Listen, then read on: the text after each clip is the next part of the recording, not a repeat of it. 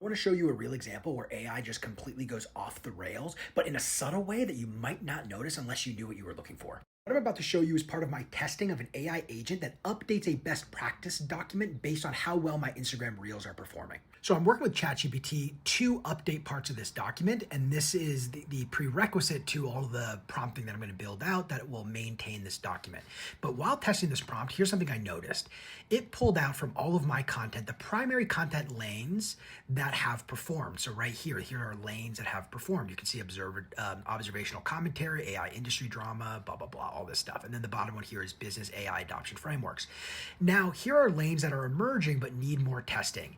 Context infrastructure as the missing piece in business AI adoption, AI maturity levels for companies and individuals.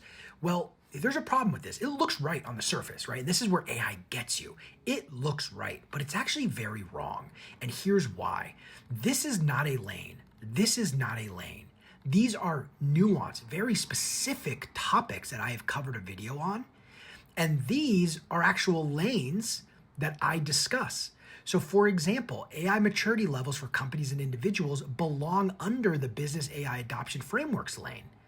It's not a new emerging lane. It's a topic underneath an already known high performing lane. So I show you this because as I'm building out my agent to manage a lot of this stuff, I have to make sure that as the human, I bake in my own understanding of what works and what doesn't work when it comes to the prompting to make sure that mistakes like that don't happen. Because if that mistake went uncaught and I didn't look at that output and I just trusted it, what would happen is the drift over time of that agent would cause it to be less and less useful because it's going to have all this context that isn't that useful and muddies the overall output.